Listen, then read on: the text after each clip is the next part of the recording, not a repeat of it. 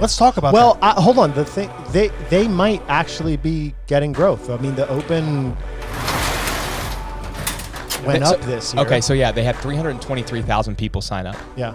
In 2018, they had 400,000 people sign up. So it's still 77,000 people less than where they were at their peak. Yeah. It was a 9% growth rate from last year, but it was also extremely low last year. Yeah. So in reality, it's like it's almost like, the U.S. government talking about an inflation rate right now. It's like, oh, it went down, but it's still at 7.5%. It's like it's still too high. You know what I mean? And now obviously this is the opposite. It's like it's still too low. It's not growing fast enough. What do you think that is? That's what I wanted to talk about. Let's talk about the growth of the sport and any opinions you might have on that. I know from posting videos I've been making CrossFit YouTube videos for 12 years now too, and I feel like the excitement is just down, and that could be for a mix of reasons. Yeah.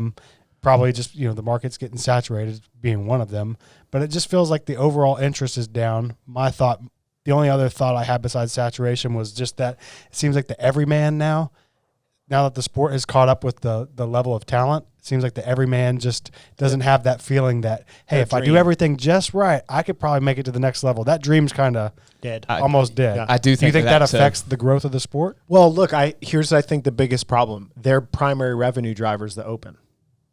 And it's like, all right, well, that's going to – I mean, it's what they say publicly. It's the thing that creates the most revenue for them. I would imagine as a company or for the sports side of things? For the sport. Okay. I would guess that if you did it right and got enough views, that the sponsor endorsement deals of the CrossFit Games would be the biggest thing. But from what's said publicly, it's the Open. Making something that fits – in order for the Open to be big, you need affiliate participation. Affiliate participation not going into it is their own fault if that's not growing, because they make complicated floor plans that make it hard for the classes to run. They put movements in there that most of their affiliate members don't do.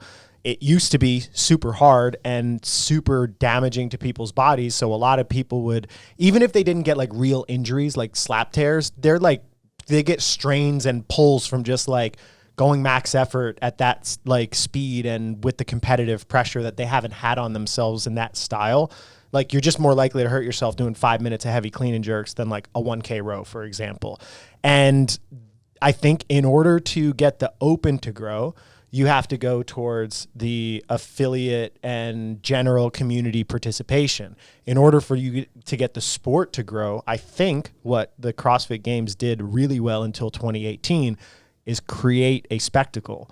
I think now the best case scenario would be, let's learn from what happened in 2018, which I think they're doing. What stopped in 2018? They fired their whole media team. Oh, yeah. Like there used to be videos coming out on iTunes, and there used to be YouTube videos tracking Road to the Games progress and going and showing what Ben Smith was doing training in his garage. And there was only one source of all of this information that people could go to, and it was keeping up with the sport, which made it really exciting.